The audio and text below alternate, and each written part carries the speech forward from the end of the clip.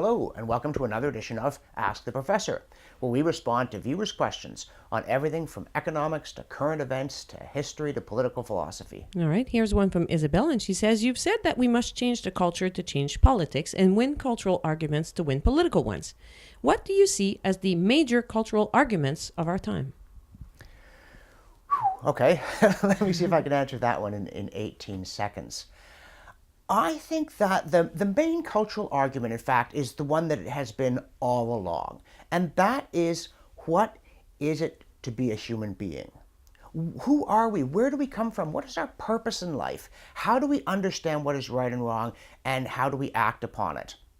And in the modern world, the traditional Western self-understanding, which is very much based on Christianity and then on Judaism, was that there was a essentially transcendent quality to our existence. As one person put it, if you are having a religious moment, you're not a physical being having a spiritual experience. You're a spiritual being having a physical experience. And this understanding in the Christian notion that we're made in the image of God confers an inherent dignity on all of us. But the notion of original sin warns us that as we are not entirely to be trusted, that we must keep in check the darker side of our nature. And we must stay away from utopian projects because we're not capable of carrying them out. We're not made that way. But the modern world increasingly, having turned against that, has substituted a couple of ideas that I would say are incoherent and incompatible with one another, but both very important and very dangerous. And one of these is the purely materialist one. We are simply beasts. Morality is just a trick of the genes. The only purpose in life is physical pleasure. Hedonism is what it's all about. And of course, when you start to work this out, it's where this new push for euthanasia comes from. If life is not fun, life should stop. And that depends upon the assumption that the point of life is to have fun. That this is the meaning of life. That suffering is just a bad thing. It doesn't have redemptive value. That's Logans Run. Yeah. A number of dystopias, Brave New World. On the other hand, and both those, in fact, that movie and that book do reflect this strange duality of the modern world, we also now think that we can build heaven on earth. That we really can create a life in which not only is there no suffering, but there is no hatred. We entrust the state to stop us from thinking bad thoughts. We entrust the state to stop us from doing bad things, as though the state were not itself composed of human beings. And as Chesterton said, men do not become sinless by being given a post in a bureaucracy.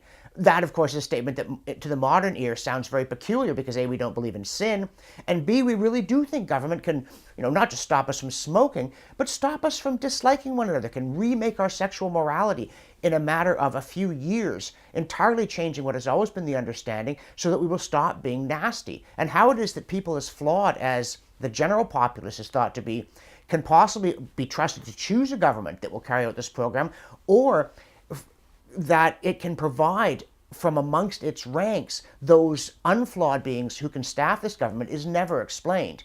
If morality is just a trick of the genes, why should government even care? So I call all of this incoherent. But I think that, however that may be, once you have decided this question, is it true? C.S. Lewis in the Narnia Chronicles puts it at one point. One of the characters is told by Aslan that to be a son of Adam or daughter of Eve is enough to raise up the meanest beggar or bow down the proudest emperor. If that is how you understand human beings, it will affect how you shape all institutions, how you approach your own effort to live a good life. If you don't believe that, what do you believe it means to be human? Are we to be as gods ourselves? Are we just dirt? Or will you find, as for instance with the French Revolution and its cult of reason, that both things are affirmed simultaneously? And one more rhetorically, the other more in practice. Again, you look at the Bolsheviks. They were going to deliver mankind from the bonds which had held them from the beginning of history, and they did it through genocide. And again, with the Nazis, virtually every radical regime does reject Christianity, rejects in some sense the notion that human beings are flawed, and yet proceeds to treat them as though they were of no worth whatsoever. So everything, how shall we run the education system? How much free speech will we allow? How shall we approach foreign relations? All these kinds of questions in the end come back to that great big metaphysical one. What are we? What is our destiny? What is the meaning of human life? So there is where I think, and of course you can't be totally cosmic all the time, but you must deal in particulars, including in the cultural discussion.